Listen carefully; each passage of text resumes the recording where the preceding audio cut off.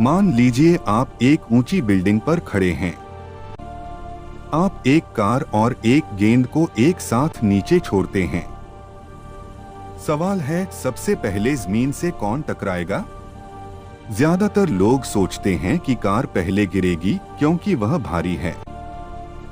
लेकिन अगर हवा का असर न हो तो कार और गेंद दोनों एक ही समय में जमीन तक पहुंचती हैं।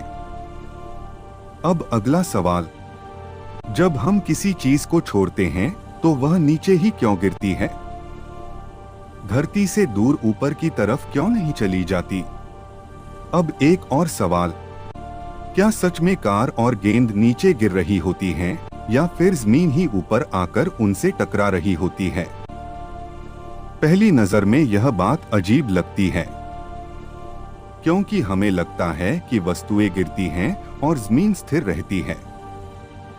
न्यूटन के अनुसार गुरुत्वाकर्षण बल वस्तुओं को अपनी ओर खींचता है, इसलिए वे नीचे गिरती हैं।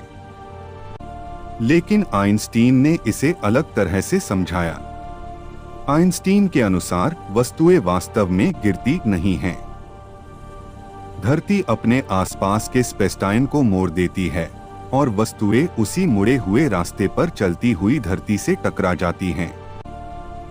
यानी कार और गेंद सीधी गति में रहती हैं, लेकिन धरती का घुमावदार स्पेसटाइम उन्हें अपनी ओर ले आता है। अब सवाल यह है, जब धरती गोल है, अगर धरती के दूसरी तरफ भी यही एक्सपेरिमेंट किया जाए, यानी वहां से भी किसी वस्तु को नीचे छोड़ा जाए, तो क्या उस साइड पर भी धरती जाकर वस्तु से कराएगी? अगर ऐसा होता तो धरती को हर दिशा में भागते हुए हर चीज से टकराना चाहिए था और इस हालत में तो पृथ्वी कब की टूट चुकी होती। लेकिन ऐसा नहीं होता। क्यों? क्योंकि आइंस्टीन का मतलब यह नहीं था कि धरती सचमुच एक गेंद की तरह उछलकर वस्तुओं से टकराती है। आइंस्टीन ने कहा था कि भारी वस्तुएं अपने आसपास के स्पेस और टाइम को मोड़ देती हैं और दूसरी चीजें उसी मुड़े हुए स्पेस में सीधी चाल चलती हुई आगे बढ़ती हैं।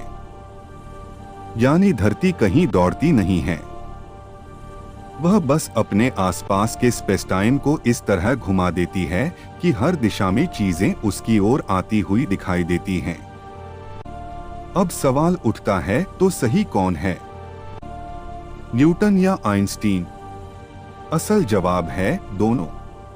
न्यूटन की थ्योरी रोजमर्रा की दुनिया के लिए पूरी तरह काम करती है, लेकिन जब बात बहुत तेज गति, बहुत बड़े पिंड या ब्लैक होल जैसी एक्सट्रीम चीजों की आती है, वहां आइंस्टीन की थ्योरी ज्यादा सही साबित होती है।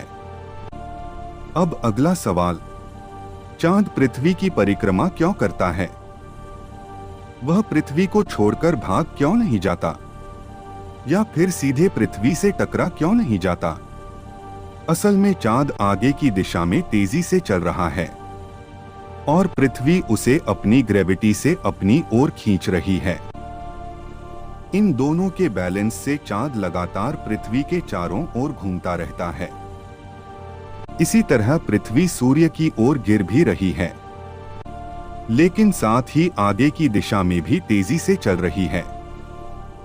इस संतुलन की वजह से पृथ्वी सूर्य के चारों ओर कक्षा में बनी रहती है। अब ब्लैक होल का सवाल। ब्लैक होल का इवेंट होराइजन वह सीमा है जिसके पार जाने के बाद रोशनी भी वापस नहीं आ सकती। इस बिंदु पर स्पेसटाइम इतना ज्यादा मुड़ चुका होता है कि हर रास्ता ब्लैक होल के अंदर की तरफ ही जाता है। इसलिए जो भी चीज उस सीमा को पार करती है वह हमेशा के लिए अंदर फंस जाती है।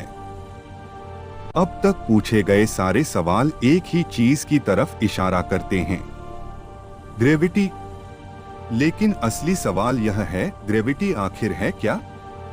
ज्यादातर लोग सोचते हैं कि ग्रेविटी एक खींचने वाली ताकत है, लेकिन हकीकत इससे कहीं ज्यादा गहरी है। ग्रेविटी दरअसल स्पेसटाइम का झुकाव है। अगर ग्रेविटी न होती तो न तारे बनते, न ग्रह, न गैलेक्सिया और न ही जीवन। पूरा ब्रह्मांड सिर्फ गैस और धूल के कणों से भरा होता।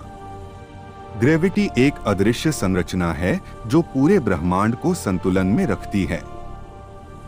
सोचिए, अगर सिर्फ 5 सेकंड के लिए ग्रेविटी गायब हो जाए, सब कुछ हवा में तैरने लगेगा, पानी ऊपर उठ जाएगा, गाड़ियां और इमारतें असंतुलित हो जाएंगी, धरती की प्लेटें हिलने लगेंगी, और जब ग्रेविटी वापस आएगी तो जो भी ऊपर गया होगा वह पूरी ताकत से नीचे गिरेगा। तभी हमें एहसास होता है कि हमारी रोजमर्रा की जिंदगी ग्रेविटी पर कितनी निर्भर है। आज से हजारों साल पहले लोग बस इतना जानते थे कि चीजें नीचे गिरती हैं।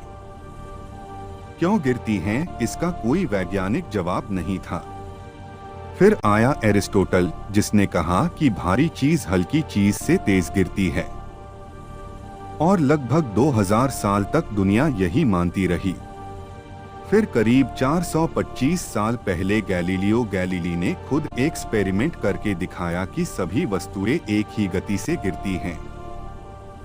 यहीं से ग्रेविटी की असली वैज्ञानिक यात्रा शुरू हुई।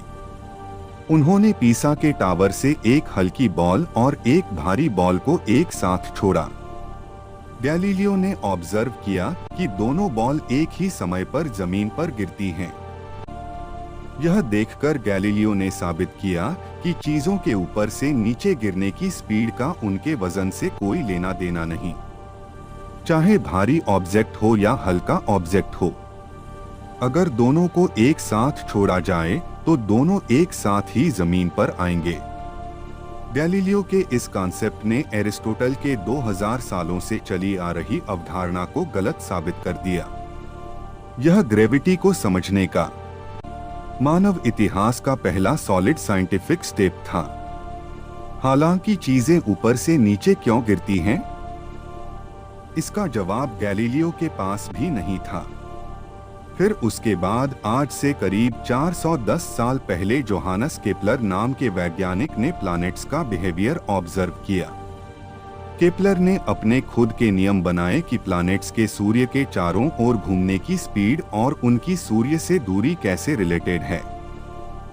केपलर ने सोलर सिस्टम के बारे में 3 नियम दिए, जिनमें पहला नियम था कि प्लैनेट्स सूर्य के चारों ओर सर्किल में नहीं बल्कि इलिप्स में घूमते हैं और इलिप्स के 2 सेंटर होते हैं, जिनमें से सूर्य एक फोकस पर होता है।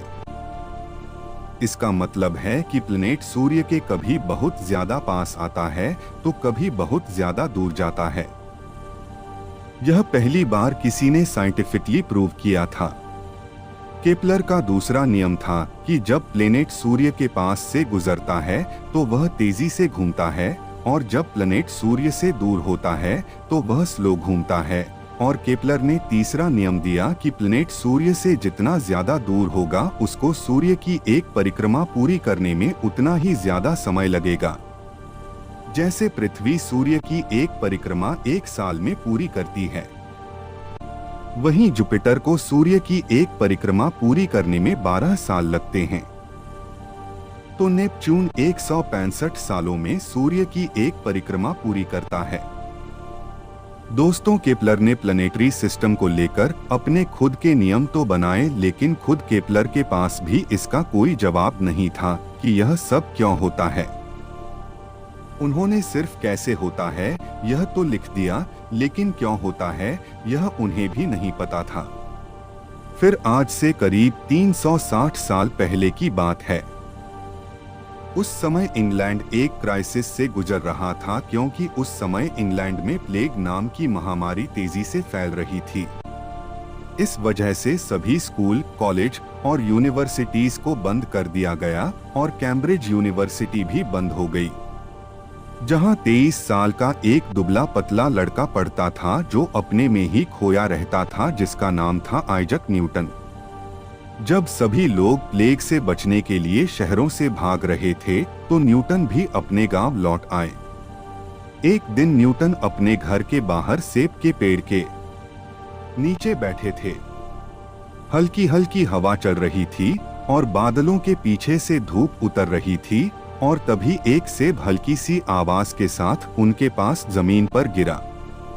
वो सेब को देखते रहे और एक सवाल उनके दिमाग में फ्लैश हुआ कि सेब हमेशा नीचे ही क्यों गिरता है? वो बादलों में ऊपर क्यों नहीं चला जाता? यह एक छोटा सा सवाल था, पर इस सवाल ने पूरी विज्ञान को हिला दिया। न्यूटन सोचने लगे कि अगर सेब ऊपर से नीचे गिरता है तो क्या पृथ्वी सेब को नीचे खींच रही है? और अगर धरती सेब को नीचे खींच सकती है तो क्या यह खींचने की फोर्स दूसरी और चीजों पर भी काम करती होगी? न्यूटन ने सोचा कि अगर सेब नीचे गिरता है तो फिर चांद नीचे क्यों नहीं गिर जाता, जबकि चांद तो पृथ्वी के आसपास ही घूमता है। लेकिन स्पेस में गिरना और ऑर्बिट में घूमना दोनों में क्या फर्क है? न्यूटन के दिमाग में तीसरा सवाल आया कि जो फोर्स सेब को नीचे खींचता है, क्या वही फोर्स चांद को पृथ्वी के ऑर्बिट में बनाए रखता है? दोस्तों, न्यूटन के दिमाग में आई यह सवाल मानव इतिहास के टर्निंग पॉइंट थे, क्योंकि अब विज्ञान की दशा और दिशा दोनों ही बदलने वाली थी। न्यूटन ने सोचा कि जिस तरह से सेब धरती पर नीचे गिर रहा है, उसी तरह से चांद भी धरती पर नीचे गिर रहा है। लेकिन चांद नीचे गिरने के साथ साथ साइड में भी मूव कर रहा है, जिस वजह से चांद पृथ्वी के चक्कर काट रहा है।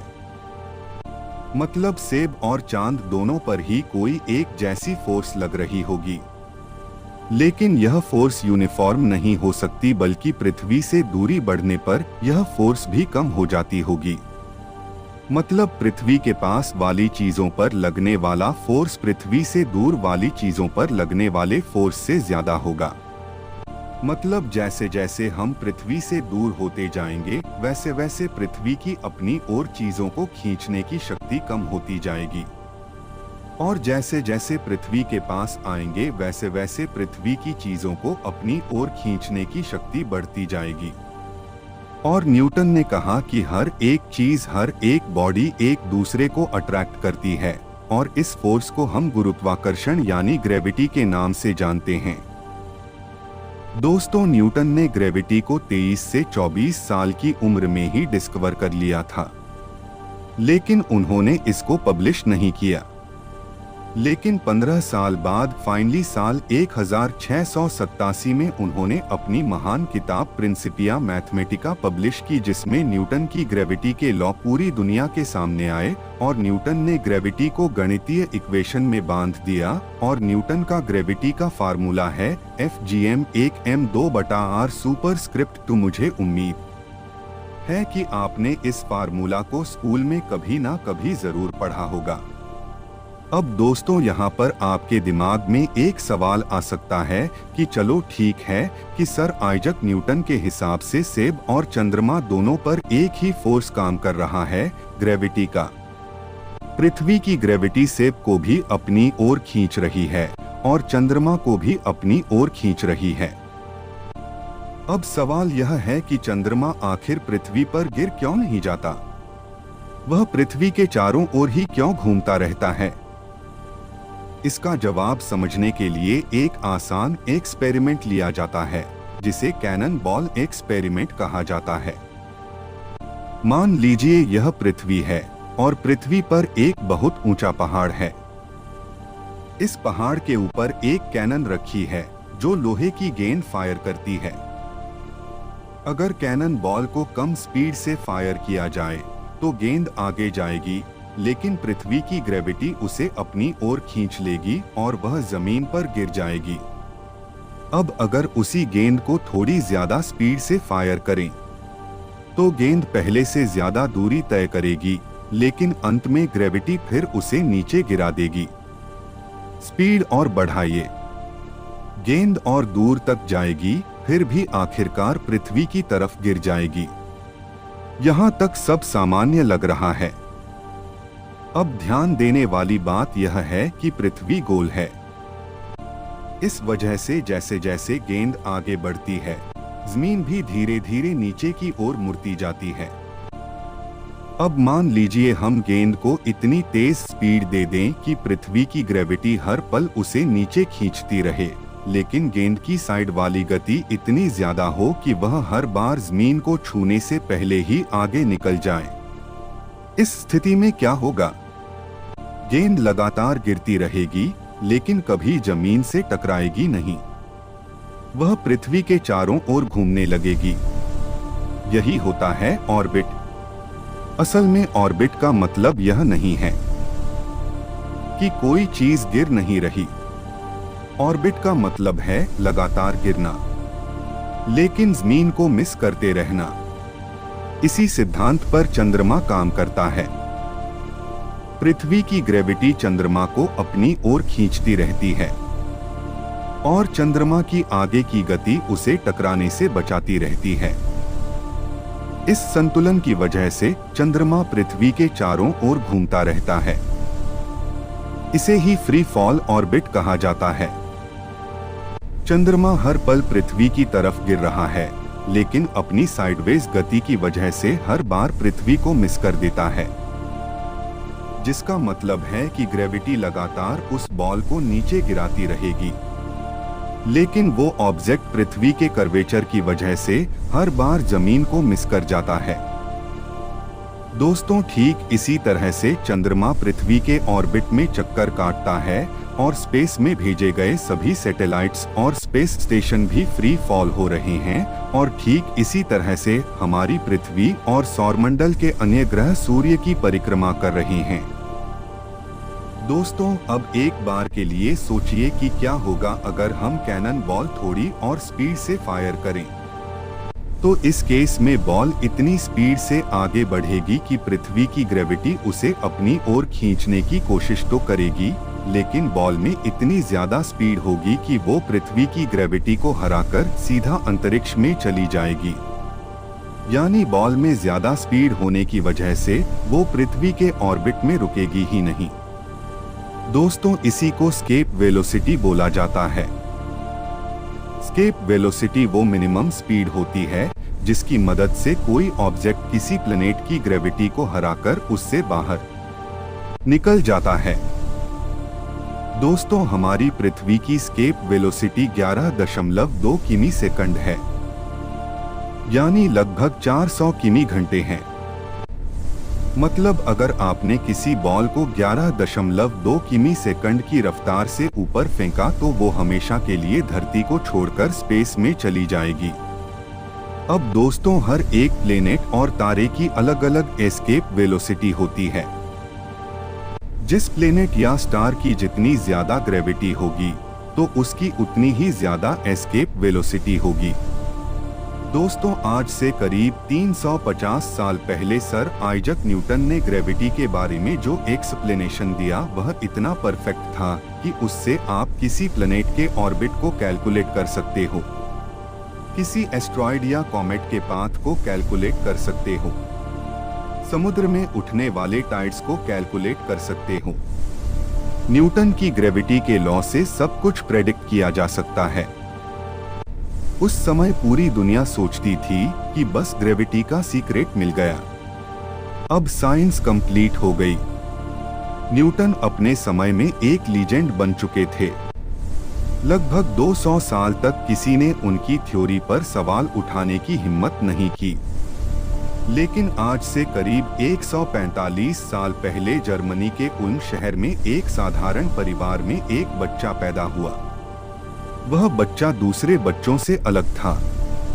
उसने देर से बोलना शुरू किया, शांत स्वभाव का था, स्कूल में एवरेज स्टूडेंट माना जाता था। कुछ टीचर्स तो उसे मंदबुद्धि तक कह देते थे, लेकिन उस बच्चे के अंदर एक खास बात थी, हर चीज को गहराई से समझने की जिज्ञासा। वही बच्चा आगे चलकर अल्बर्ट आइंस्टीन बना।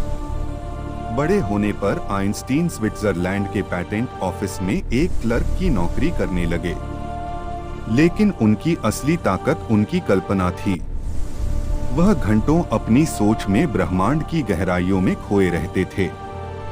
एक बार उन्होंने कल्पना की, अगर मैं प्रकाश की किरण पर बैठकर लाइट की स्पीड से यात्रा करूं तो मुझे दुनिया कैसी दिखाई देगी। यही सवाल आगे चलकर फिजिक्स की दिशा बदल देता है। अब ध्यान से समझिए, न्यूटन के अनुसार ग्रेविटी एक फोर्स है और वह फोर्स इंस्टेंट होती है। इसे ऐसे समझिए, मान लीजिए आपने एक रस्सी के एक सिरे पर भारी गेंद बांधी है और दूसरे सिरे को पकड़कर उसे गोल गोल घुमा रहे हैं। रस्सी गेंद को अपनी ओर खींचे रखती है और गेंद आपके चारों ओर घूमती रहती है। अब सोचिए, अगर अचानक रस्सी टूट जाए। जैसे ही रस्सी टूटेगी, गेंद तुरंत गोल घूमना बंद कर देगी और सीधी लाइन में बाहर की तरफ भाग जाएगी। यह बदलाव तात्कालिक होगा। न्यूटन के हिसाब से ग्रेविटी भी बिल्कुल ऐसी ही काम करती है, एक इंस्टेंट फोर्स की तरह। लेकिन आइंस्टीन को यही बात समझ नहीं आई। आइंस्टीन जानते थे कि सूर्य से निकलने वाली रोशनी को पृथ्वी तक पहुंचने में लगभग 8 मिनट 20 सेकंड लगते हैं। अब पृथ्वी सूर्य के चारों ओर घूम रही है, यानी सूर्य की ग्रेविटी पृथ्वी को कक्षा में बनाए रखती है। आइंस्टीन ने सवाल उठाया, अगर सूर्य अचानक गायब हो जाए तो क्या होगा? न्यूटन की इंस्टेंट ग्रेविटी के अनुसार जैसे ही सूर्य गायब होगा, उसी पल उसकी ग्रेविटी भी खत्म हो जाएगी। और ठीक वैसे ही जैसे रस्सी टूटते ही गेंद बाहर भाग जाती है, पृथ्वी भी उसी पल अपनी कक्षा छोड़कर अंतरिक्ष में निकल जाएगी। लेकिन यहाँ एक बड़ी समस्या है। सूर्य के गायब होने की जानकारी पृथ्वी तक पहुँचने में कम से कम 8 मिनट लगेंगे, क्योंकि प्रकाश को इतना समय लगता है। और ब्रह्मांड का एक मूल नियम है, प्रकाश से तेज कुछ भी यात्रा नहीं कर सकता। तो फिर ग्रेविटी कैसे इंस्टेंट हो सकती है? यहीं से न्यूटन की थ्योरी में दरार पड़ती है और आइंस्टीन की नई सोच जन्म लेती है। ब्रह्मांड में कोई भी इंफॉर्मेशन प्रकाश की गति से तेज ट्रैवल ही नहीं कर सकती, और खुद प्रकाश की भी इस ब्रह्मांड में एक स्पीड लिमिट है, जो कि लगभग 3 लाख किमी सेकंड है। अब दोस्तों, आप खुद ही सोचिए कि सूर्य के गायब होते ही पृथ्वी तक यह इंफॉर्मेशन प्रकाश के पहुंचने से पहले ही कैसे पहुंच गई कि सूर्य गायब हो चुका है और उसकी ग्रेविटी खत्म हो चुकी है। जबकि ब्रह्मांड की सबसे तेज चलने वाली चीज खुद प्रकाश, जो आखिरी प्रकाश सूर्य से निकला था, वह अभी पृथ्वी तक पहुंचा ही नहीं। उससे पहले ही पृथ्वी अपने ऑर्बिट को छोड़कर स्पेस में निकल गई। इस थॉट एक्सपेरिमेंट ने आइंस्टीन के दिमाग को हिला दिया, क्योंकि यह तो एक विरोधाभास बन रहा था, क्योंकि ग्रेविटी के खत्म होने की इंफॉर्मेशन प्रकाश से पहले पृथ्वी पर पहुंच रही है, जो कि ब्रह्मांड के नियम को तोड़ रही है। जैसा कि अभी मैंने आपको बताया कि ब्रह्मांड का नियम है कि ब्रह्मांड में प्रकाश से तेज कुछ भी नहीं चल सकता। इस थॉट एक्सपेरिमेंट से आइंस्टीन को समझ आ गया कि न्यूटन की ग्रेविटी में कुछ ना कुछ झोल है। न्यूटन की ग्रेविटी में कुछ तो मिसिंग है, जो इस विरोधाभास को जन्म दे रहा है, क्योंकि ब्रह्मांड अपना नियम नहीं तोड़ सकता। लेकिन वो मिसिंग चीज आखिर क्या है? इस सवाल ने अल्बर्ट आइंस्टीन की रातों की नींदें उड़ा दी। स्विस पेटेंट के उस छोटे से ऑफिस में बैठे एक मामूली क्लर्क के दिमाग में एक बड़ा सा यूनिवर्स चल रहा था। तभी आइंस्टीन एक घंटी की आवाज सुनते हैं, क्योंकि कोई एलिवेटर से ऊपर आ रहा था। उस मोमेंट पर आइंस्टीन एकदम फ्रीज हो जाते हैं और फिर आइंस्टीन सोचते हैं कि जिस एलिवेटर से वो आदमी ऊपर आ रहा है, अगर उस एलिवेटर के केबल टूट जाएं और वो एलिवेटर फ्री फॉल में नीचे गिरने लगे, तो एलिवेटर में बैठे उस आदमी को क्या फील होगा? दोस्तों, यह सवाल छोटा लगता है, लेकिन आइंस्टीन की सोच ने इस सवाल को यूनिवर्स चेंजिंग थॉट एक्सपेरिमेंट बना दिया। दोस्तों, आइंस्टीन के इस थॉट एक्सपेरिमेंट को आप खुद इमेजिन करो। मान लो कि आप किसी ऊंची बिल्डिंग के टॉप फ्लोर पर हो और एलिवेटर से नीचे आ रहे हो, और अचानक एलिवेटर की केबल टूट जाती है और एलिवेटर फ्री फॉल में धरती पर गिरने लगता है।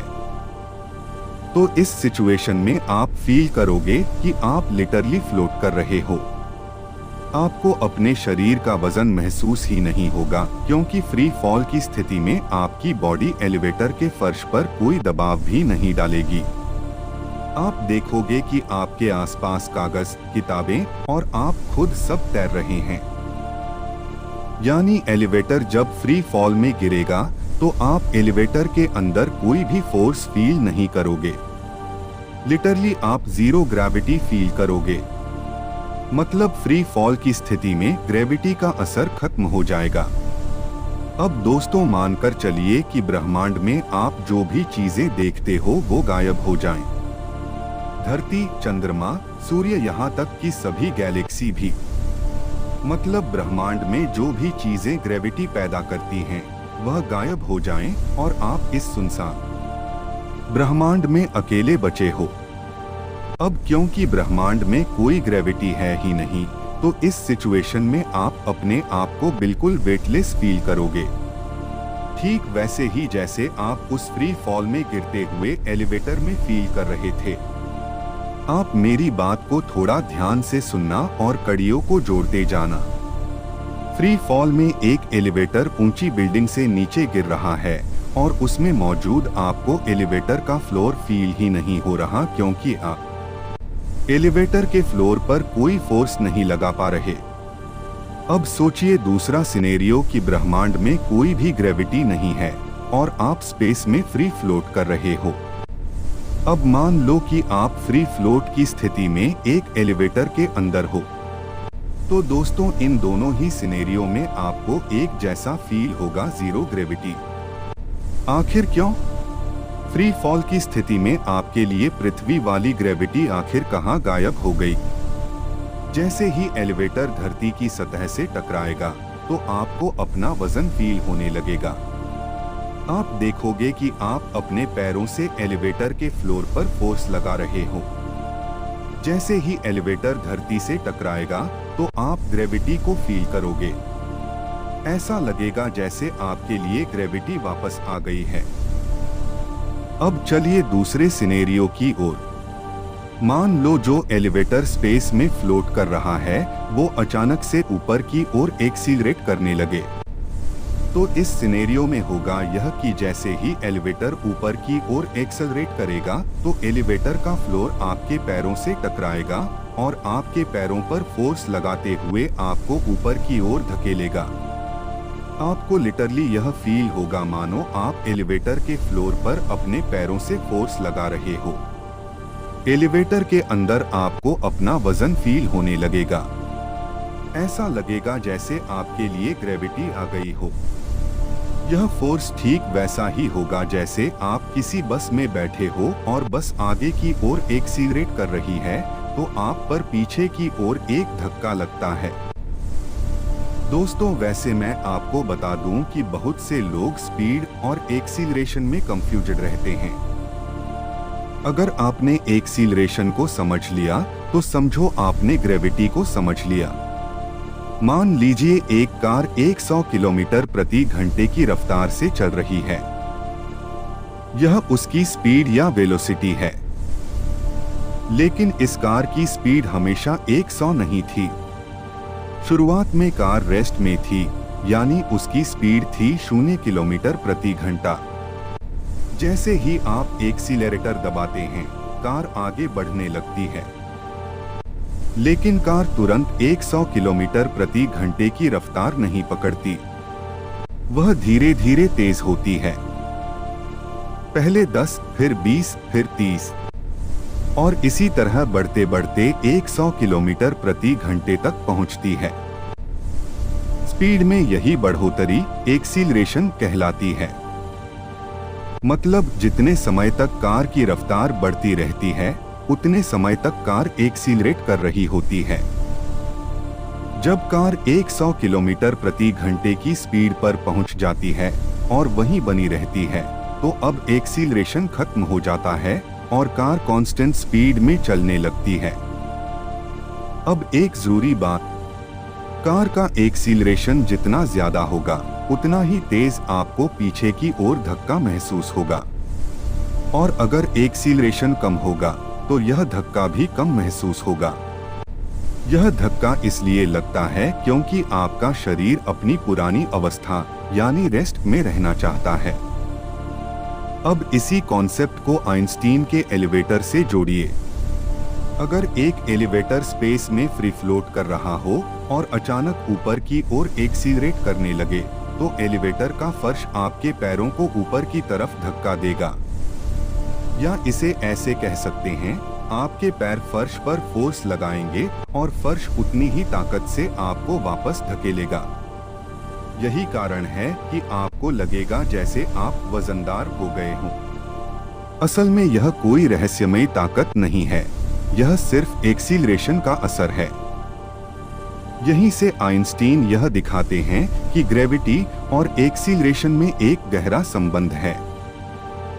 अब दोस्तों, अगर एलिवेटर 9.8 मीटर प्रति सेकंड स्क्वायर के एक्सीलरेशन से ऊपर की ओर एक्सीलरेट करें, तो आपके पैर एलिवेटर के फ्लोर पर ठीक उतना ही फोर्स लगाएंगे जितना फोर्स आपके पैर धरती पर खड़े होकर लगाते हैं। इसका मतलब समझ पा रहे हो कि ग्रेविटी कुछ और नहीं बल्कि खुद एक्सीलरेशन है। इस थॉट एक्सपेरिमेंट ने अल्बर्ट आइंस्टीन के दिमाग को हिलाकर रख दिया और उनके मुंह से सिर्फ एक ही वाक्य निकला, एक्सीलरेशन और ग्रेविटी अलग अलग नहीं बल्कि एक ही चीज है। Acceleration and gravity are the same thing. अब अल्बर्ट आइंस्टीन को यह बात तो समझ आ गई कि ग्रेविटी कोई फोर्स तो नहीं है, बल्कि ग्रेविटी एक इल्यूजन है, एक भ्रम, एक छलावा है जो फोर्स की तरह बिहेव तो करती है पर है नहीं। और अल्बर्ट आइंस्टीन के इस थॉट एक्सपेरिमेंट ने न्यूटन के सदियों से चले आ रहे ग्रेविटी के नियम को चुनौती दे दी। न्यूटन ने ग्रेविटी को एक फोर्स बताया था, लेकिन आइंस्टीन के हिसाब से ग्रेविटी कोई फोर्स है ही नहीं। अब दोस्तों, ग्रेविटी कोई फोर्स नहीं है तो सवाल अब भी वही है कि ग्रेविटी आखिर है क्या? तो ग्रेविटी को जानने के लिए एक बार फिर से उसी एलिवेटर में चलिए जो खाली स्पेस में फ्री फ्लोट कर रहा है, जहां कोई ग्रेविटी नहीं है। मान लीजिए कि एलिवेटर में कोई एक्सीलरेशन नहीं है। तो इस सिचुएशन में आप एलिवेटर में फ्री फ्लोट करोगे। अब अगर आप एक बॉल को सामने फेंके तो वह बॉल एक सीधी लाइन में चलकर एलिवेटर की सामने वाली वॉल से टकरा जाएगी। अब दोस्तों, आपको बॉल के ट्रैवल करने का जो पाथ होगा वो स्ट्रेट लाइन में दिखाई देगा। लेकिन अब मानकर चलिए कि एलिवेटर ऊपर की ओर एक्सीलरेट करने लगे और अब आप उसी बॉल को सामने की ओर फेंके, तो इस केस में भी बॉल तो अपने उसी पाथ में ट्रैवल करेगी एक स्ट्रेट लाइन में। लेकिन अगर आपके नजरिए से देखा जाए तो आपको बॉल का पाथ कर्व होते हुए दिखाई देगा। ऐसा इसलिए होगा क्योंकि बॉल तो अपनी स्ट्रेट लाइन में ही ट्रैवल कर रही थी, लेकिन खुद एलिवेटर ऊपर की ओर एक्सेलरेट कर रहा था, तो एलिवेटर का फ्लोर ही जाकर बॉल से टकरा गया। लेकिन आपके नजरिए से तो ऐसा ही लगेगा कि आपने बॉल सामने फेंकी, लेकिन एक कर्व पाथ में चलकर बॉल नीचे गिर गई। अब सोचकर देखिए कि अगर आप पृथ्वी पर बॉल को सामने की ओर फेंके तो पृथ्वी की ग्रेविटी की वजह से भी तो पृथ्वी पर बॉल आगे बढ़ते हुए इसी तरह का पाथ बनाती है। अब दोस्तों, सोचकर देखिए कि बॉल की जगह आपके हाथ में एक टॉर्च लाइट लगी हो तो क्या होगा। अगर मानकर चलिए कि लिफ्ट में कोई भी एक्सीलरेशन नहीं है, लिफ्ट केवल खाली स्पेस में फ्री फ्लोट कर रही है, तो इस केस में जब आप टॉर्च लाइट को ऑन करोगे तो उससे निकलने वाली लाइट बीम आपको स्ट्रेट लाइन में ट्रैवल करते हुए एलिवेटर की वॉल से टकराते हुए दिखाई देगी। लेकिन अगर एलिवेटर ऊपर की ओर एक्सीलरेट करने लगे तो आपको वही लाइट बीम बेंड होते हुए नजर आने लगेगी, मानो लाइट बीम एक कर्व पाथ को फॉलो कर रही हो। अब दोस्तों आप यहाँ पर एक तर्क दे सकते हो कि चलो माना एलिवेटर में बॉल के ट्रैवल करने का पाथ और पृथ्वी पर बॉल के ट्रैवल करने का पाथ बिल्कुल एक जैसा होगा। लेकिन अगर हम पृथ्वी पर किसी टॉर्च लाइट को ऑन करें तो पृथ्वी पर टॉर्च से निकलने वाला लाइट बीम हमें कर्व पाथ में ट्रैवल करते हुए दिखाई क्यों नहीं देता? तो दोस्तों इसका जवाब बड़ा ही सिंपल है। मानकर चलो कि एलिवेटर 9.8 मीटर प्रति सेकंड स्क्वायर के एक्सीलरेशन से ऊपर की ओर एक्सीलरेट करें, तो दोस्तों यह एक्सीलरेशन ठीक उतना ही होगा जितना पृथ्वी की ग्रेविटी है। इस केस में लाइट बेंड तो होगी, लेकिन वो इतनी बेंड नहीं होगी कि हम लाइट के कर्वेचर को फील कर पाएं। याद है ना एस्केप वेलोसिटी? जैसा कि हम जानते हैं कि पृथ्वी की एस्केप वेलोसिटी 11.2 किमी सेकंड है। अगर कोई भी चीज 11.2 किमी सेकंड की रफ्तार से फेंकी जाए तो वो पृथ्वी की ग्रेविटी को चकमा देकर स्पेस में चली जाएगी। अब जैसा कि हम जानते हैं कि प्रकाश की गति तो पृथ्वी की एस्केप वेलोसिटी से कई गुना ज्यादा है। प्रकाश वैक्यूम में एप्रोक्स 3 लाख किलोमीटर प्रति सेकंड की रफ्तार से ट्रैवल करता है। तो आप खुद ही सोचिए कि क्या पृथ्वी की ग्रेविटी लाइट पर कोई असर डाल पाएगी? दोस्तों पृथ्वी की ग्रेविटी लाइट को बेंड करने की कोशिश तो करेगी, लेकिन वो कर्वेचर इतना नहीं होगा कि हम उसे अपनी आंखों से फील कर पाएं। लेकिन दोस्तों अगर हम एलिवेटर के एक्सीलरेशन को कई गुना बढ़ाते जाएं तो जैसे जैसे एलिवेटर का एक्सीलरेशन बढ़ता जाएगा वैसे वैसे हमें लाइट भी एक कर्व पाथ फॉलो करते हुए दिखाई देने लगेगी। क्या आप समझ पा रहे हो ना कि मैं क्या कहना चाह रहा हूं? अब यह तो हम जानते हैं कि एक्सीलरेशन ही ग्रेविटी है, मतलब जितना ज्यादा एक्सीलरेशन होगा उतना ही प्रकाश बेंड होगा। मतलब जितनी ज्यादा ग्रेविटी होगी वह उतना ही ज्यादा प्रकाश को बेंड करेगी। उम्मीद है कि आपको यहाँ तक सब कुछ समझ आया होगा। अब दोस्तों आप मुझे एक बात बताइए कि अगर एक्सीलरेशन ही ग्रेविटी है तो यह तो हम जानते हैं कि एलिवेटर ऊपर की ओर अब यह क्या भला है? दोस्तों ग्रेविटी वास्तव में क्या है और यह कैसे काम करती है, इसको समझने से पहले आपको स्पेस को समझना होगा। दोस्तों स्पेस एक रंगमंच की तरह है जहां यूनिवर्स अपने करतब दिखाता है। जिस तरह से बिना रंगमंच के जादूगर अधूरा है, उसी तरह से बिना स्पेस के यूनिवर्स अधूरा है। जादूगर को अपनी जादू दिखाने के लिए रंगमंच की जरूरत होती है, जिसे हम स्टेज बोलते हैं। जादूगर के इस रंगमंच में कई ऐसे सीक्रेट्स छिपे होते हैं जो दर्शकों को नजर नहीं आते। उस रंगमंच पर जादूगर उन सीक्रेट्स का फायदा उठाकर अपने जादू के करतब दिखाता है और लोगों को एंटरटेन करता है।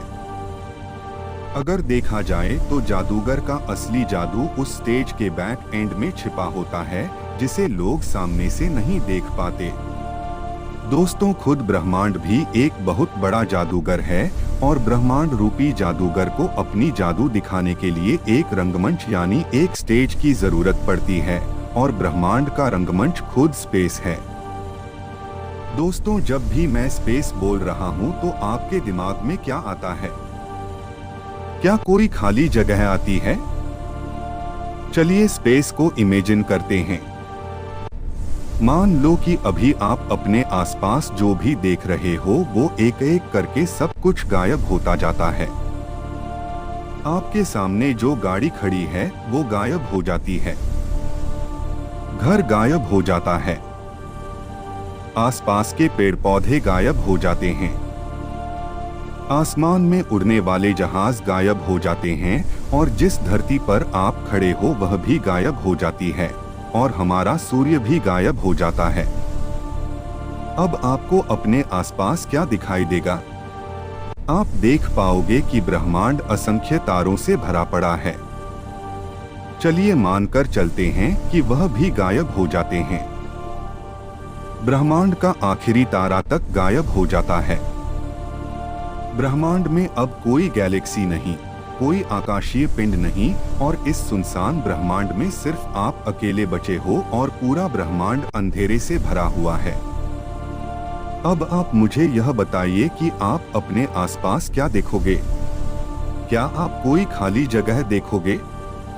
नहीं, अब आप अपने आसपास जो भी देखोगे वो स्पेस होगा। और आपको बता दूं कि खुद स्पेस कोई खाली जगह नहीं है।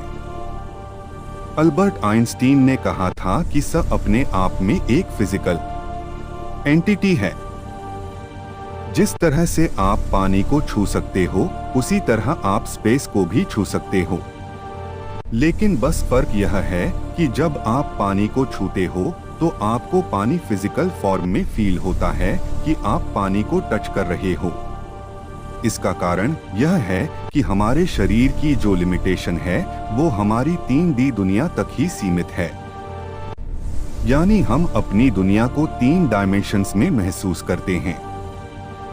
लंबाई, चौड़ाई और ऊंचाई, इन तीनों डायमेंशंस में हम कहीं भी आ जा सकते हैं और तीनों डायमेंशंस को हम अपने हिसाब से कंट्रोल करते हैं।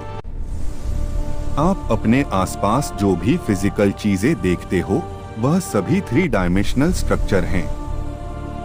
चाहे कोई बॉल हो, एरोप्लेन हो, पहाड़ हो या खुद हम इंसान, सबके सब 3D दुनिया में बने हुए हैं। यहाँ तक कि खुद पानी के मॉलिक्यूल्स हैं, वह खुद 3D स्ट्रक्चर हैं। ब्रह्मांड का छोटे से छोटा कण यानी एक इलेक्ट्रॉन तक एक 3D स्ट्रक्चर है। तो दोस्तों, हम इस 3D दुनिया में जितनी भी चीजें देखते हैं उन सबके टच को हम फिजिकली फील कर सकते हैं। लेकिन स्पेस वो तो अपने आप में एक चौथी डायमेंशन है जिसके अंदर हमारी यह 3D दुनिया काम करती है। अब चूंकि स्पेस एक हायर डायमेंशन है और हमारे भौतिक शरीर के सेंसेज केवल 3D दुनिया तक ही सीमित हैं।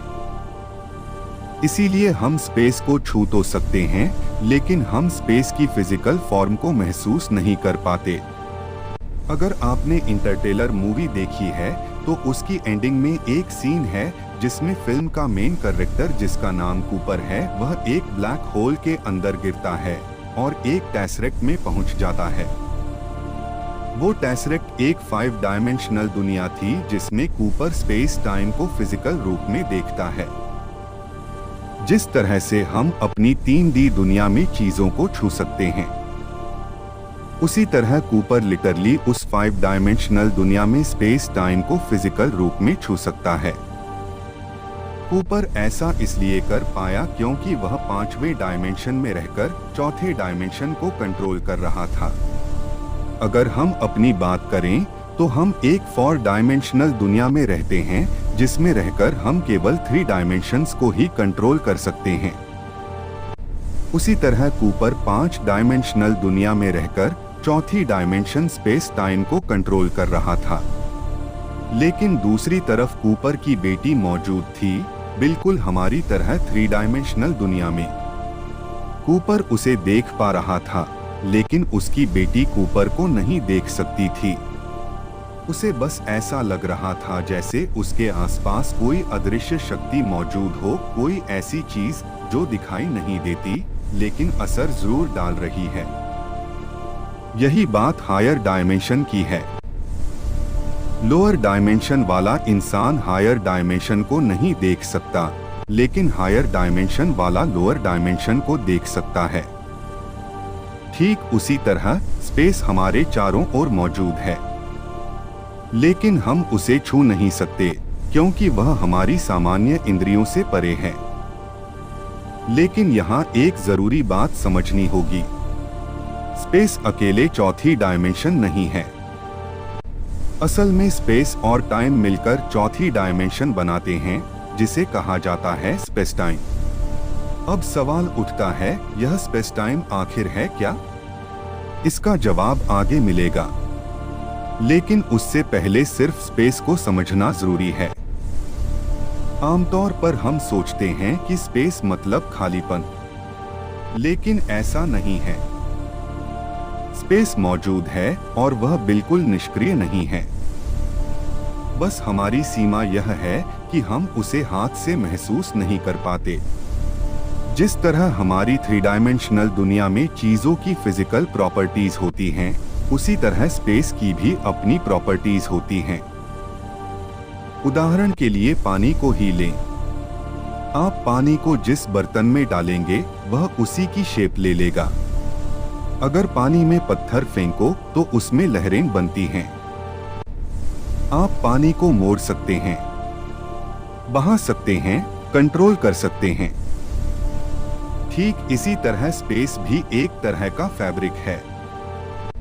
इसे स्ट्रेच किया जा सकता है, कंप्रेस किया जा सकता है, ट्विस्ट किया जा सकता है, बेंड किया जा सकता है। यहां तक कि इसमें भी रिपल्स पैदा होते हैं, जिन्हें आज हम ग्रेविटेशन वेव्स कहते हैं। यानी स्पेस कोई खाली मंच नहीं है जहां ब्रह्मांड चल रहा है। स्पेस खुद उस ब्रह्मांड का हिस्सा है, एक एक्टिव डायनामिक संरचना। और जब किसी जगह बहुत ज्यादा मास या एनर्जी मौजूद होती है तो वही स्पेस मुड़ जाता है। यहीं से ग्रेविटी की असली कहानी शुरू होती है। लेकिन स्पेस को यूनिवर्स में केवल 2 ही चीजें कंट्रोल कर सकती हैं, मास और एनर्जी। और आइंस्टीन की मशहूर इक्वेशन EMC बताती है कि मास और एनर्जी असल में एक ही सिक्के के 2 पहलू हैं। इसका मतलब साफ है, जहां मास है वहां एनर्जी है, और जहां एनर्जी है वहां स्पेस जरूर प्रभावित होगा। अब स्पेस को ऐसे समझिए, स्पेस वो मंच है जिस पर पूरा ब्रह्मांड अपना खेल दिखाता है। तारे, ग्रह और गैलेक्सियां हमें दिखाई देती हैं, लेकिन उनके बीच फैला हुआ स्पेस एक बैकस्टेज की तरह काम करता है। जैसे किसी जादूगर को जादू दिखाने के लिए स्टेज चाहिए, वैसे ही ब्रह्मांड को अपना करतब दिखाने के लिए स्पेस चाहिए। अब बात करते हैं स्पेस टाइम की। अगर मैं आपसे पूछूं आप अभी कहाँ हैं? आप कहेंगे अपने कमरे में या किसी शहर में। लेकिन असल में आपने जो जवाब दिया वह स्पेस के अंदर एक निश्चित पॉइंट को बता रहा है। अगर आप कहते हैं कि आप दिल्ली में हैं, तो इसका मतलब यह है कि आप स्पेस के एक खास स्थान पर मौजूद हैं। यानी हर चीज का ब्रह्मांड में एक एड्रेस होता है। यह एड्रेस 2 हिस्सों में बंटा होता है। पहला, स्पेस के कोऑर्डिनेट्स, यानी ब्रह्मांड के किस हिस्से में वह जगह मौजूद है। लेकिन कहानी यहीं खत्म नहीं होती। अब सोचिए, अगर मैं पूछूं कि आप दिल्ली में कब हैं? अभी, 1 घंटे पहले, या कल? यहीं से टाइम जुड़ जाता है। इसका मतलब यह हुआ कि किसी भी चीज का पूरा एड्रेस सिर्फ जगह नहीं होता, उसमें समय भी शामिल होता है। यही वजह है कि आइंस्टीन ने स्पेस और टाइम को अलग अलग नहीं माना। उन्होंने कहा, असल में स्पेस और टाइम मिलकर एक ही चीज बनाते हैं, स्पेस टाइम। हम जिसे जगह समझते हैं और जिसे समय समझते हैं, वह वास्तव में एक 4 आयामी फैब्रिक है। और इसी स्पेस टाइम फैब्रिक को मास और एनर्जी मोड़ देते हैं। जब कोई भारी पिंड जैसे पृथ्वी, सूर्य या ब्लैक होल मौजूद होता है, तो वह इस फैब्रिक में गड्ढा बना देता है। पास की चीजें उसी गड्ढे की ढलान पर फिसलती हुई उसकी ओर चली जाती हैं। यही है ग्रेविटी। कोई अदृश्य रस्सी नहीं, कोई खींचने वाला हुक नहीं, बस स्पेस टाइम का झुका। जैसा कि हम जानते हैं कि हमारी दुनिया 3 डायमेंशनल है, तो स्पेस के इन तीनों डायमेंशंस में किस पॉइंट पर दिल्ली मौजूद है? पहली चीज तो आपने यह बताई। दूसरी चीज आपने बताई समय, यानी आप अभी के समय में दिल्ली में हो। अब दोस्तों, अगर मैं आपसे पूछूं कि आप 1 साल पहले कहाँ थे, तो दोस्तों इस बार आप 1 साल पहले जहां होंगे उस जगह का एड्रेस बताओगे। अगर मैं आपसे पूछूं कि आप आज सुबह कहाँ थे या कल दोपहर कहाँ थे, तो हो सकता है कि आज सुबह आप अपने घर पर हो और कल दोपहर आप अपने स्कूल, कॉलेज या ऑफिस में हो। मेरे कहने का मतलब है कि आपके एड्रेस में हमेशा 2 चीजें रहेंगी। पहली, आपके द्वारा बताया गया एड्रेस 3 डायमेंशनल स्पेस के किन कोऑर्डिनेट्स पर पड़ता है, और दूसरा किस समय पर पड़ता है, यानी टाइम। कहने का मतलब स्पेस और टाइम 2 अलग अलग चीजें नहीं बल्कि एक ही चीज है जिसे स्पेस टाइम बोला जाता है, और यह स्पेस टाइम ही चौथी डायमेंशन है। जैसे मानकर चलो कि आप आधा घंटा पहले अपने घर पर थे और आधे घंटे के बाद भी आप अपने घर पर ही हो, तो इस सिनेरियो में आपने स्पेस की 3 डायमेंशन में तो ट्रैवल नहीं किया, लेकिन आपने समय में ट्रैवल जरूर किया। यानी समय में आपने अपने घर पर आधा घंटा जरूर बिताया। और अगर मानकर चलें कि आप 1 घंटा पहले मार्केट में थे और 1 घंटे के बाद अभी आप अपने घर पर हो, तो इस केस में आपने स्पेस में भी ट्रैवल किया और समय में भी ट्रैवल किया। समय जिसको गुजरता हुआ हम महसूस तो करते हैं, लेकिन समय को हम देख नहीं सकते क्योंकि स्पेस और टाइम एक 4th डायमेंशन है। वैसे दोस्तों, मैं आपको बता दूं कि हम हर पल स्पेस और टाइम दोनों में ट्रैवल कर रहे हैं। जैसे अगर आप कहो कि आप आधा घंटा पहले भी घर पर थे और अभी भी घर पर हो, तो यह गलत है क्योंकि आप पृथ्वी के रेस्पेक्ट में बता रहे हो। बल्कि सच्चाई यह है कि खुद पृथ्वी आपको लेकर हजारों किलोमीटर प्रति घंटे की रफ्तार से स्पेस टाइम में ट्रैवल कर रही है, और खुद हमारा सूर्य पृथ्वी को लेकर स्पेस टाइम में ट्रैवल कर रहा है, और हमारी मिल्की वे गैलेक्सी हमारे सूर्य को लेकर स्पेस टाइम में ट्रैवल कर रही है। अब दोस्तों, जैसा कि अभी मैंने आपको बताया कि यह स्पेस बड़ा ही फ्लेक्सिबल है और स्पेस टाइम को मास और एनर्जी के द्वारा कंट्रोल किया जा सकता है। अब मास और एनर्जी स्पेस टाइम को कैसे कंट्रोल करते हैं? चलिए इसको एक एग्जाम्पल से समझते हैं। मान लीजिए आपके सामने एक रबर शीट है। इसे आप स्पेस टाइम की तरह समझ सकते हैं। अब अगर आप इस रबर शीट पर कोई वस्तु रखते हैं, तो वह शीट के अंदर की तरफ धंस जाती है और वहां एक कर्व बन जाता है। जितनी भारी वस्तु होगी उतना ही ज्यादा शीट मुड़ेगी। ठीक यही चीज असल ब्रह्मांड में भी होती है। स्पेस टाइम में मौजूद भारी पिंड जैसे तारे और ग्रह अपने आसपास के स्पेस टाइम को मोड़ देते हैं। अब अगर आप उसी रबर शीट पर एक बड़ी गेंद रखें और उसके चारों ओर छोटी गेंदों को रोल करें, तो छोटी गेंदें अपने आप उस कर्व को फॉलो करती हुई बड़ी गेंद के चारों ओर घूमने लगती हैं। असल में छोटी गेंदें किसी खींचने वाली ताकत से नहीं घूम रही, वे सिर्फ मुड़ी हुई शीट के रास्ते पर चल रही होती हैं।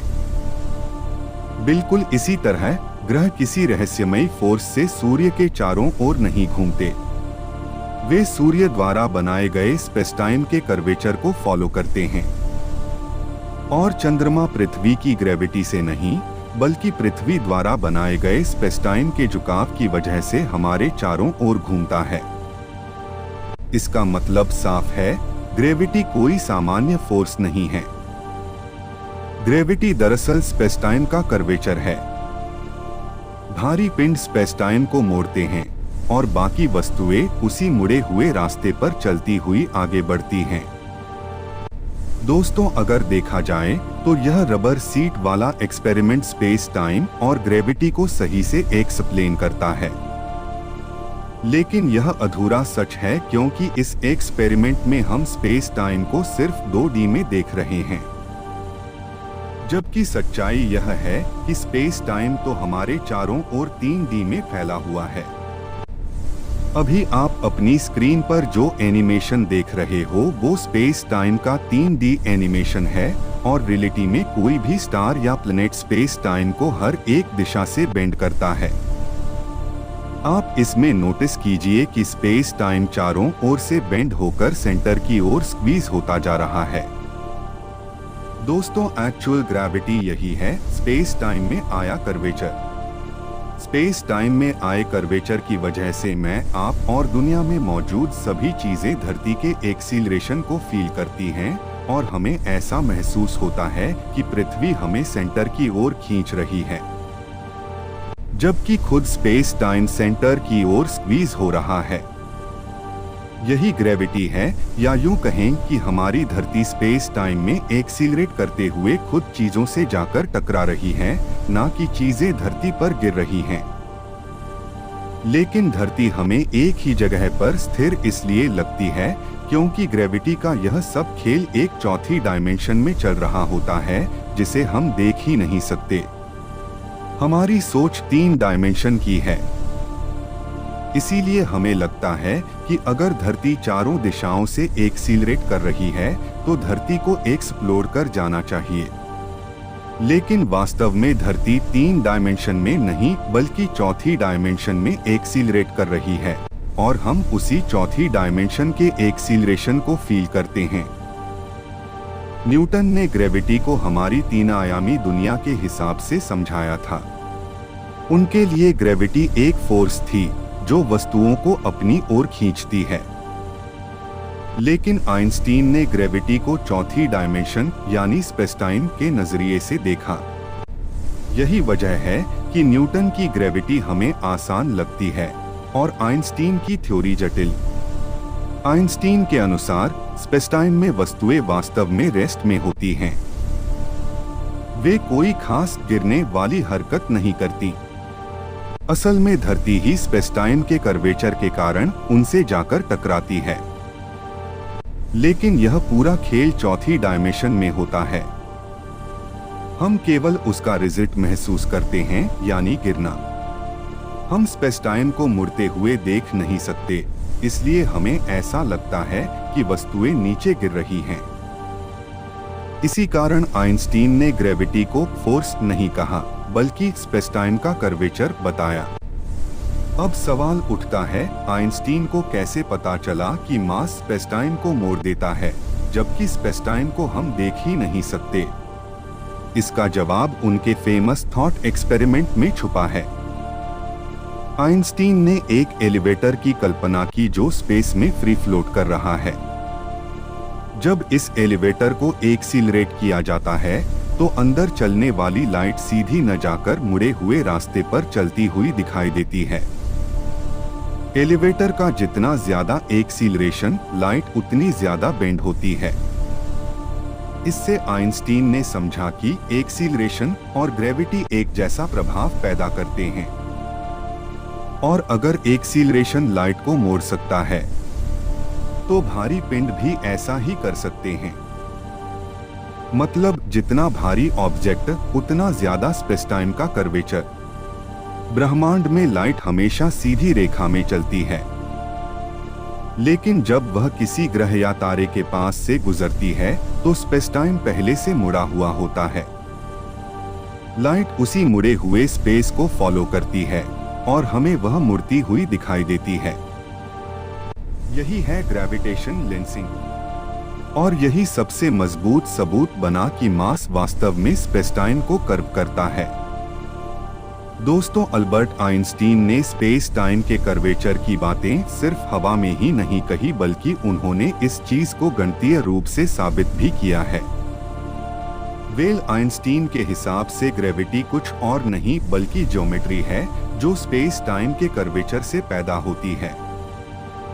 और आइंस्टीन के इस एक्सप्लेनेशन ने उस विरोधाभास का भी जवाब दे दिया कि अगर सूर्य अचानक से गायब हो जाए तो सूर्य के गायब होने के बाद पृथ्वी तक प्रकाश तो 8 मिनट के बाद ही पहुंचेगा, लेकिन सूर्य की ग्रेविटी का असर तुरंत खत्म हो जाएगा और पृथ्वी सूर्य के ऑर्बिट से तुरंत बाहर निकल जाएगी, क्योंकि यहाँ पर ग्रेविटी के खत्म होने की कोई इंफॉर्मेशन पृथ्वी तक ट्रैवल नहीं कर रही, बल्कि सूर्य के गायब होते ही खुद स्पेस टाइम का कर्वेचर ही खत्म हो गया और यहाँ पर ब्रह्मांड का कोई भी नियम नहीं टूटा। दोस्तों, साल 1907 में पहली बार आइंस्टीन के दिमाग में यह ख्याल आया कि ग्रेविटी कोई फोर्स नहीं बल्कि एक ज्योमेट्रिक इफेक्ट हो सकता है। और साल 1915 वो साल था जब आइंस्टीन ने अपनी ग्रेविटी की यह थ्योरी दुनिया के सामने रखी। दोस्तों, अल्बर्ट आइंस्टीन ने स्पेस टाइम के कर्वेचर की अपनी थ्योरी तो दे दी, लेकिन उनकी इस थ्योरी ने विज्ञान जगत को हिलाकर रख दिया, क्योंकि पिछले 200 सालों से लोग न्यूटन की ग्रेविटी को जानते थे, जो समझने में आसान भी थी और प्रैक्टिकल भी लगती है। लेकिन आइंस्टीन के स्पेस टाइम के कर्वेचर की यह थ्योरी उस समय के वैज्ञानिकों को भी समझ नहीं आई और किसी को भी यह बात हजम नहीं हुई कि स्पेस टाइम नाम की भी कोई अदृश्य चीज है जो बेंड भी हो सकती है। अब उस समय के वैज्ञानिकों के पास सवाल यह था कि आइंस्टीन सही कह रहे हैं या गलत। इसको साबित कैसे किया जाए, क्योंकि स्पेस टाइम को तो हम देख ही नहीं सकते। दोस्तों, आइंस्टीन सही कह रहे थे या गलत, इसको साबित करने का सिर्फ एक ही तरीका था। आइंस्टीन के हिसाब से किसी ऑब्जेक्ट के पास जितना ज्यादा मास होगा, वो उतना ही ज्यादा स्पेस टाइम की ज्योमेट्री को कर्व करेगा। अब हमारे सौरमंडल में केवल एक ही पिंड ऐसा है जिसके पास सबसे ज्यादा मास यानी द्रव्यमान है, वह है हमारा सूर्य। तो हमारे सौरमंडल के सूर्य को स्पेस टाइम की ज्योमेट्री को सबसे ज्यादा प्रभावित करना चाहिए। तो इसको देखने के लिए आइडिया यह था कि मान लो यह सूर्य है और यह है हमारी धरती और यह सूर्य के पीछे कोई तारा है। अब इस तारे से जो लाइट निकलेगी उसको सीधी रेखा में चलते हुए पृथ्वी तक पहुंचना चाहिए, लेकिन सूर्य बीच में आ जाएगा तो सूर्य हमारे विजन को ब्लॉक कर देगा और हम पृथ्वी से इस तारे को नहीं देख सकते। लेकिन अगर अल्बर्ट आइंस्टीन सही है तो सूर्य के मास ने अपने आसपास के स्पेस टाइम को कर्व कर दिया होगा, जिससे इस तारे से निकलने वाला प्रकाश जब सूर्य के पास से गुजरेगा तो वह स्पेस टाइम के कर्वेचर को फॉलो करते हुए बेंड होकर पृथ्वी तक जरूर पहुंचना चाहिए। और हमें यह तारा सूर्य के पीछे होने के बावजूद भी दिखाई देना चाहिए। लेकिन देखने में यह तरीका जितना आसान लग रहा था, असल में उतना आसान था नहीं, क्योंकि जिस तारे की पोजीशन मापनी थी वह सूर्य के बिल्कुल पास दिखाई देता था। और जैसा कि हम जानते हैं, दिन के समय सूर्य की रोशनी इतनी तेज होती है कि उसके आसपास के तारे हमें दिखाई ही नहीं देते। यानी एक्सपेरिमेंट तभी संभव था जब दिन में ही अंधेरा हो जाए। और दिन के समय सूर्य की रोशनी को धरती तक पहुंचने से रोकने वाली सिर्फ एक ही चीज है, हमारा चंद्रमा। जब पूर्ण सूर्य ग्रहण होता है तो चंद्रमा सूर्य के ठीक सामने आ जाता है और कुछ मिनटों के लिए दिन में रात जैसा अंधेरा छा जाता है। उसी समय तारे दिखाई देने लगते हैं। अब वैज्ञानिकों को सिर्फ एक चीज का इंतजार था, टोटल सोलर इक्लिप्स का। आखिरकार तारीख तय हुई 29 मई 1919। पूरी वैज्ञानिक दुनिया इस दिन का इंतजार कर रही थी। फिर वह दिन आया, सूर्य ग्रहण शुरू हुआ। धीरे धीरे चंद्रमा सूर्य को ढकने लगा, आसमान अंधेरा होने लगा और दिन के उजाले में तारे दिखाई देने लगे। यही वह पल था जब आइंस्टीन की थ्योरी को पहली बार असली दुनिया में टेस्ट किया जाना था।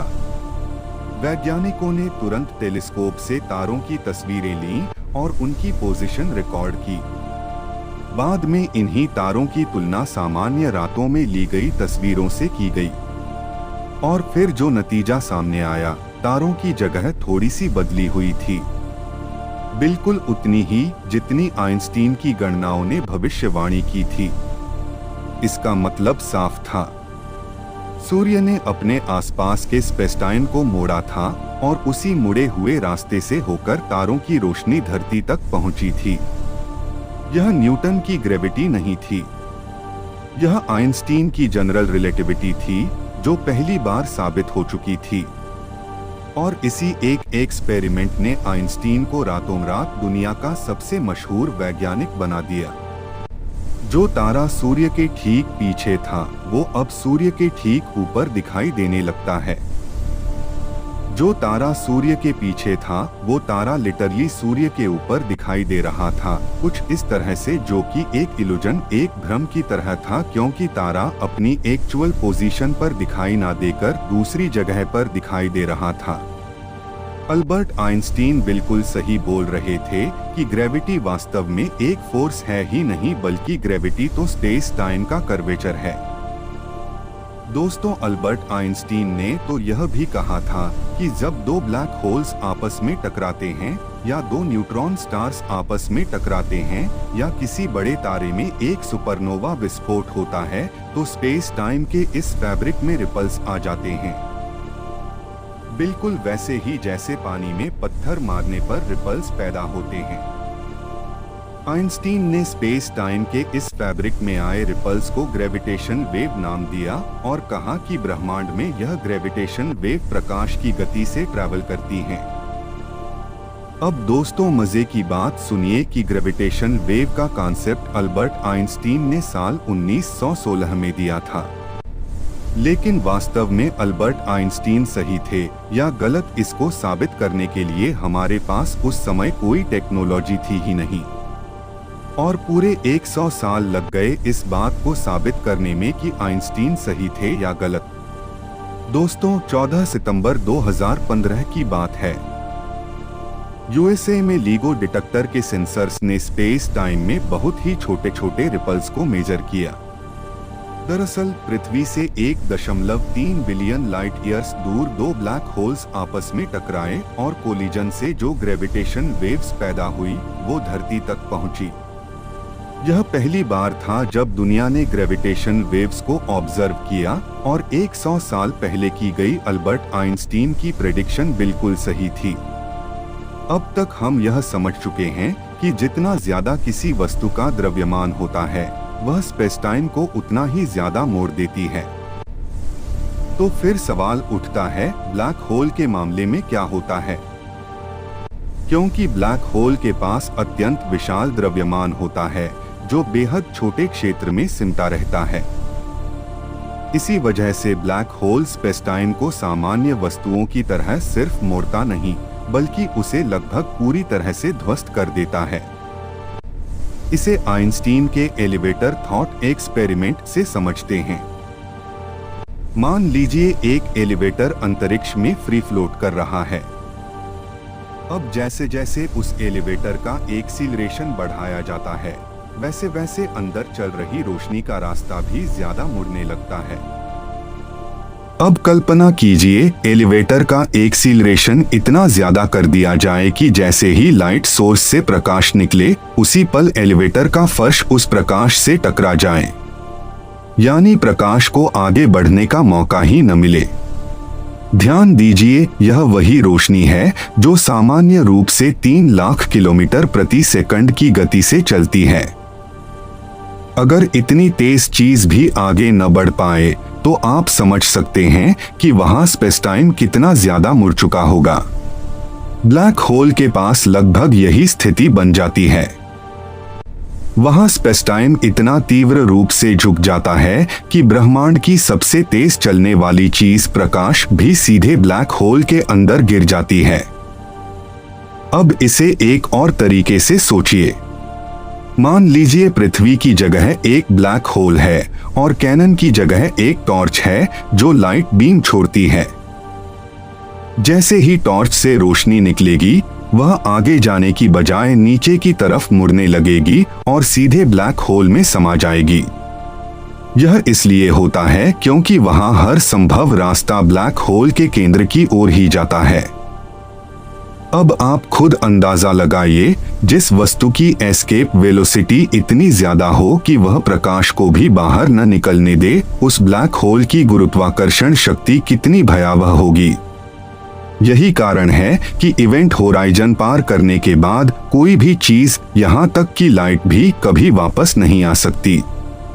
अब दोस्तों, यही कारण है कि ब्लैक होल के अंदर क्या है यह हम कभी जान ही नहीं पाए, क्योंकि किसी भी चीज को देखने के लिए उसके अंदर से प्रकाश का निकलना जरूरी है। लेकिन ब्लैक होल तो खुद प्रकाश को ही खा जाता है। अब दोस्तों, ब्लैक होल की भी एक सीमा होती है जहां से ब्लैक होल चीजों को बाहर नहीं जाने देता, जिसे ब्लैक होल का इवेंट होराइजन कहा जाता है। अब दोस्तों, जैसा कि हम जानते हैं कि जैसे जैसे हम किसी आकाशीय पिंड से दूर होते जाएंगे, वैसे वैसे दूरी के बढ़ने के साथ ही उस पिंड की ग्रेविटी भी कमजोर पड़ती जाएगी। अगर आइंस्टीन के हिसाब से देखें तो स्पेस टाइम का कर्वेचर आकाशीय पिंड से दूरी बढ़ने के साथ साथ कम होता जाएगा। उसी तरह ब्लैक होल की भी एक सीमा होती है जहां तक वह चीजों को निगल सकता है। चलिए इसको कैनन वाले एक्सपेरिमेंट से समझते हैं। देखिए, जैसा कि हम जानते हैं कि लाइट की स्पीड से तेज कुछ नहीं चल सकता, जो कि ब्रह्मांड की मैक्सिमम स्पीड लिमिट है। अगर हम इस टॉर्च लाइट को धीरे धीरे ब्लैक होल से दूर ले जाएं, तो देखिए क्या होगा। जब टॉर्च लाइट को थोड़ा ऊपर शिफ्ट करेंगे तो इस पॉइंट पर ग्रेविटी का प्रभाव पहले की अपेक्षा थोड़ा कम हो जाएगा। तो जो लाइट पहले सोर्स से निकलते ही सीधा ब्लैक होल में समा रही थी, वही लाइट इस पॉइंट पर इस तरह का पाथ बनाते हुए ट्रैवल करेगी। अब अगर टॉर्च लाइट को ब्लैक होल से थोड़ा और ऊपर शिफ्ट किया जाए तो हम देखेंगे कि लाइट पहले की अपेक्षा और ज्यादा दूरी ट्रैवल कर पा रही है, लेकिन अंत में वो ब्लैक होल में फिर से समा जा रही है। अब दोस्तों, जैसे जैसे हम ब्लैक होल से लाइट सोर्स को ऊपर उठाते जाएंगे, वैसे वैसे ब्लैक होल की ग्रेविटी वीक पड़ती जाएगी और हम देख पाएंगे कि लाइट पहले से ज्यादा ट्रैवल कर पा रही है। स्पेस में एक ऐसा खास बिंदु होता है जहां अगर आप किसी लाइट सोर्स को रखें और टॉर्च ऑन करें तो उससे निकलने वाली रोशनी सीधे बाहर नहीं जाएगी, बल्कि ब्लैक होल के चारों ओर घूमने लगेगी। इसी सीमा को ब्लैक होल का इवेंट होराइजन कहा जाता है। इसे पॉइंट ऑफ नो रिटर्न भी कहते हैं। इवेंट होराइजन ब्लैक होल की एक अदृश्य सीमा है। अगर कोई वस्तु यहाँ तक कि खुद प्रकाश भी इस सीमा को पार कर ले तो वह फिर कभी बाहर नहीं आ सकती। स्पेस टाइम के मुड़ाव को अगर कल्पना में देखें तो इवेंट होराइजन पानी में बने भंवर जैसा लगता है। जिस तरह भंवर के अंदर जाने के बाद कोई चीज वापस नहीं निकल पाती, उसी तरह इवेंट होराइजन पार करने के बाद सब कुछ ब्लैक होल की ओर ही जाता है। अब जैसे जैसे हम उस लाइट सोर्स को ब्लैक होल से दूर ले जाते हैं, वैसे वैसे उसकी ग्रेविटी कमजोर होती जाती है। ब्लैक होल अभी भी रोशनी को खींचने की कोशिश करता है, लेकिन दूरी बढ़ने के साथ उसकी पकड़ ढीली पड़ती जाती है। इसी वजह से बाहर की तरफ प्रकाश आसानी से निकल पाता है, क्योंकि दूरी बढ़ने पर ब्लैक होल की एस्केप वेलोसिटी कम हो जाती है और लाइट उसे पार कर लेती है। यही सिद्धांत सिर्फ ब्लैक होल पर नहीं बल्कि पूरे ब्रह्मांड में लागू होता है। ग्रेविटी दूरी के साथ कमजोर होती जाती है और इसी नियम की वजह से ग्रह अपनी कक्षाओं में रहते हैं। चांद पृथ्वी के चारों ओर घूमता है और पृथ्वी सूर्य की परिक्रमा करती है। यही है गुरुत्वाकर्षण की असली प्रकृति। रोजमर्रा की जिंदगी में हमें एहसास भी नहीं होता कि हर पल हर क्षण ग्रेविटी कैसे इस पूरे ब्रह्मांड को चला रही है। दोस्तों, अब कॉन्सेप्ट आता है ग्रेविटेशन टाइम डायलेशन का। जैसा कि अभी हमने जाना कि भारी ऑब्जेक्ट्स स्पेस टाइम को मोड़ देते हैं। इसका मतलब है कि भारी ऑब्जेक्ट्स के पास सिर्फ स्पेस टाइम ही कर्व नहीं होता। जैसा कि हम जानते हैं कि स्पेस और टाइम दोनों एक ही चीज होते हैं, तो भारी ऑब्जेक्ट्स समय की चाल को भी बदल देते हैं। इंटरस्टेलर मूवी में आपने देखा होगा कि मिलर प्लेनेट पर बिताया गया 1 घंटा पृथ्वी पर बिताए गए 7 साल के बराबर था। दोस्तों, 2 ग्रहों पर समय का यह डिफरेंस कोई साइंस फिक्शन नहीं है, बल्कि यह ब्रह्मांड की एक हकीकत है। ब्रह्मांड में जिस जगह पर ग्रेविटी का प्रभाव ज्यादा होता है, वहां समय की चाल धीमी हो जाती है, यानी वहां समय धीमी रफ्तार से गुजरता है और एक ब्लैक होल की सिंगुलरिटी में समय पूरी तरह से रुक जाता है। यानी अगर आप ब्लैक होल की सिंगुलरिटी में पहुंच गए तो आपके लिए समय कभी आगे बढ़ेगा ही नहीं।